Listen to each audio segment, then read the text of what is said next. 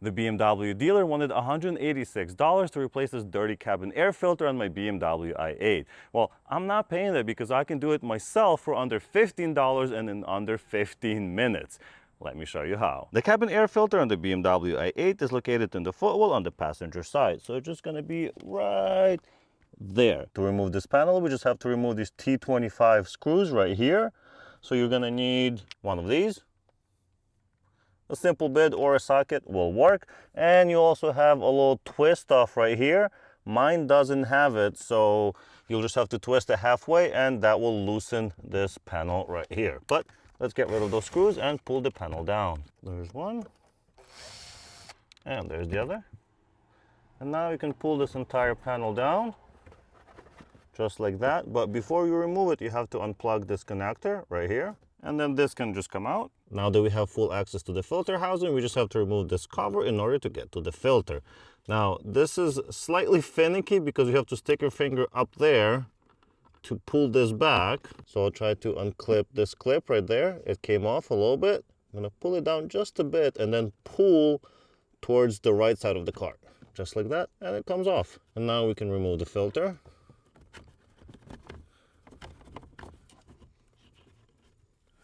Get that out of here.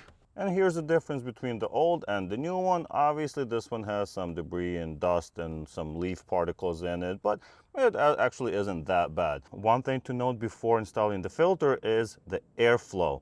Now the airflow on this vehicle is towards the front of the vehicle, so the air should point towards the front of the vehicle. So we're going to be installing it like this. Making sure the air is pointing towards the front of the car, we're going to slide the filter in. Doesn't seem like it wants to go all the way in, so it's going to stick out just a bit, but that's fine because it's going to be held in with our cover here. To get this installed properly, what you're going to do is have these clips go into these holes right here. There's 4 of them on each corner, so it's not exactly in the proper location, but then you're going to press as hard as you can and push it forward like that, and it should clip in. And that clip right there clips in as well, and you can tug on it, make sure it doesn't come off.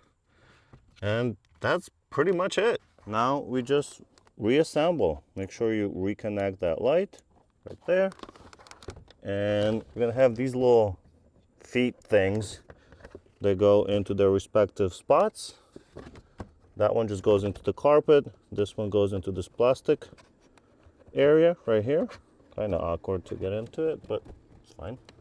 I'm gonna put this piece behind the plastic trim. Pretty flimsy, but for the most part it goes in pretty easy. And the screws go back in. In your case, you would just twist this clip to hold this in place.